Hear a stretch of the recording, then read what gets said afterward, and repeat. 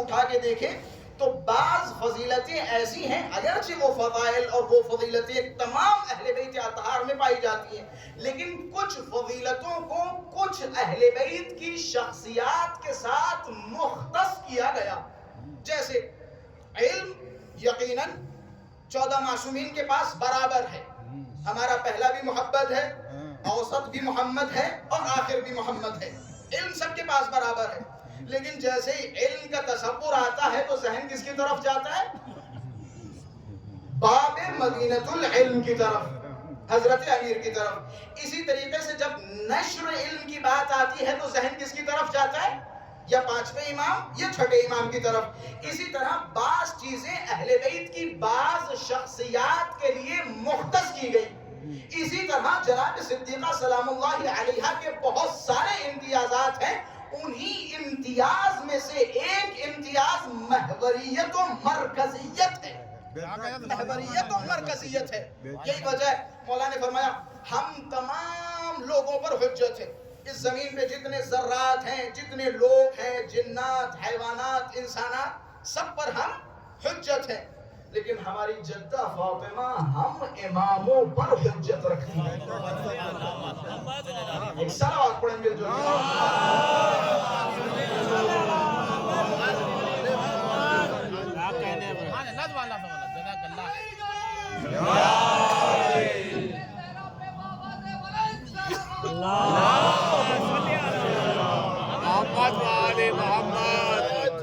اہل بیت اطہار علیہم السلام کی نظر میں جناب صدیقہ کا مرتبہ عجیب و غریب ہے. خدا کی قسم عقل انسان مبہوت ہے، حیران و پریشان ہے. درک نہیں کر سکتی جناب صدیقہ کے فضائل و معارف. درک نہیں کیا جا سکتا جناب صدیقہ سلام اللہ علیہا کا مرتبہ، جناب صدیقہ کی عظمت. عمار و بوذر و سلمان جیسے صحابی درک کرنے سے معذور ہیں. عمار جو کہ حضرت امیر کے ساتھ ہیں، ابوذر حضرت امیر کے ساتھ ہے، سلمان حضرت امیر کے ساتھ ہے.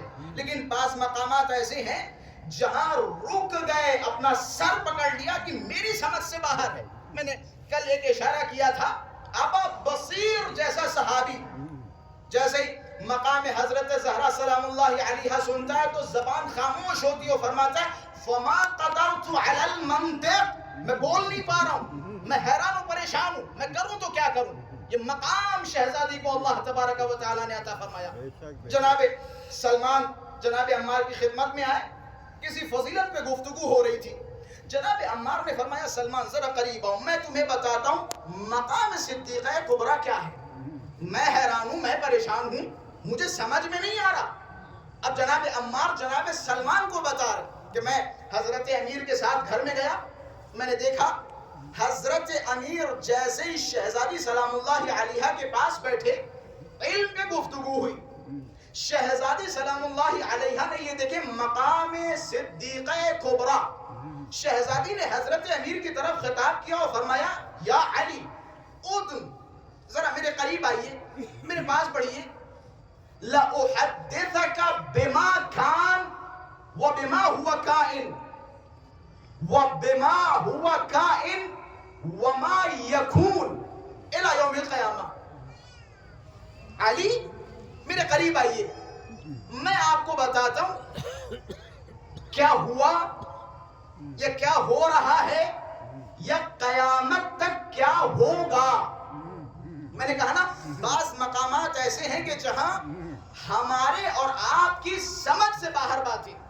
حضرت صدیقہ حضرت امیر کی خدمت میں عرض کر رہی کہ علی میرے قریب آئیے، میں آپ کو بتاتا ہوں کیا ہوا یا کیا ہو رہا ہے یا کیا ہونے والا ہے. اچھا بات کو یہی روکتے ہوئے جملے کہتا چلوں.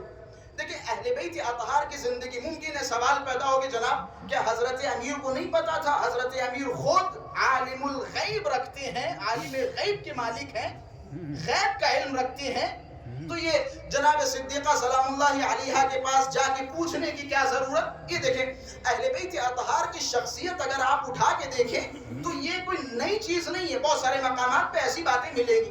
اس کے لیے وضاحتاً جملے عرض کرتا چلوں. اہل بیت اطہار نے زندگی دو طرح سے گزاری. اہل بیت اطہار کے اندر یہ جو جنبہ ہے یہ جنبتین ہے، دو پارٹ ہیں. جنبہ وحیانی ہے اور ایک جنبہ بشری ہے. بعض اوقات بعض مقامات پہ اہل بیت اطہار نے بشری تقاضوں کے مطابق زندگی گزاری اور بعض مقامات پر وحیانی تقاضوں پر زندگی بسر کی. یہ ماشاءاللہ سے واضح. اور اس کے لیے اگر قرآن مجید کی طرف جائیں تو ایک جگہ اعلان ہو رہا ہے قل انا بشر مثلکم، کہہ دو کہ میں تم جیسا بشر ہوں. یہ ایک مقام ہے، یہ ایک جنبہ ہے، یہ ایک پرسنالٹی ہے. لیکن دوسری طرف کیا فرما رہے ہیں؟ وما ينطق عن الهوى ان هو الا وحی یوحى. خالی بشر تصور نہ کرنا، یہ وہ بشر ہے کہ جو وحی الہی کے بغیر کلام نہیں کرتا. یہ دو کیریکٹر ہیں. ایک وہ مقام کہ جہاں حضرت امیر عادی طور پر لوگوں کے درمیان جا رہے ہیں، باتیں کر رہے ہیں، عادی طور پہ جنگیں کر رہے ہیں. ایک مقام وہ کہ جہاں خیبر کے در کو 2 انگلیوں سے اکھاڑ کے فرما رہے ہیں یہ جو میں نے 2 انگلیوں سے اکھاڑا یہ قدرت خدا کے ذریعے اکھاڑنا تھا. یہ دوسرا کیریکٹر ہے.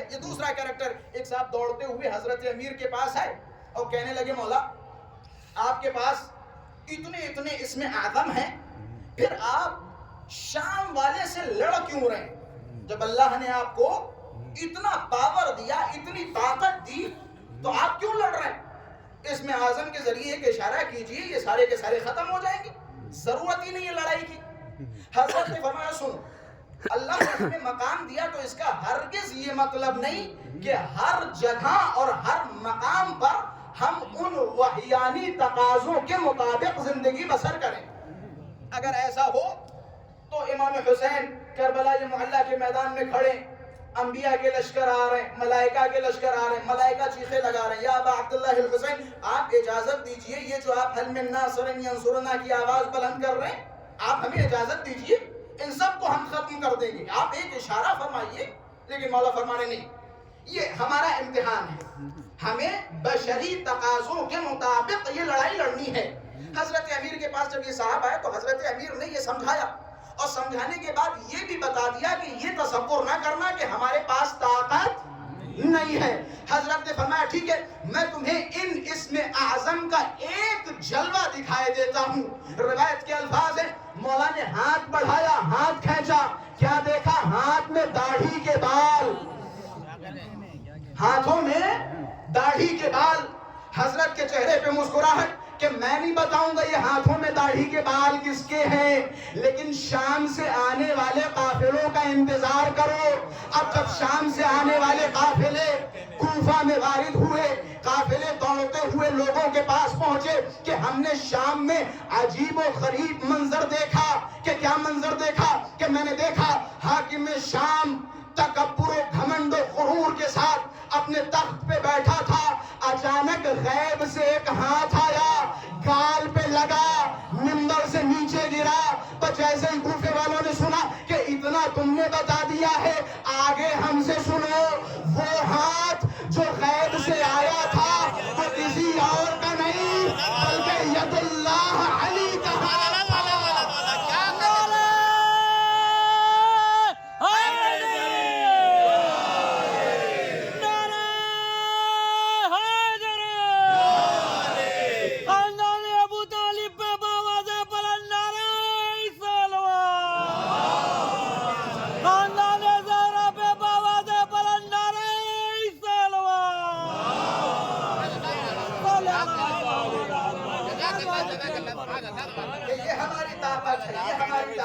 تھا.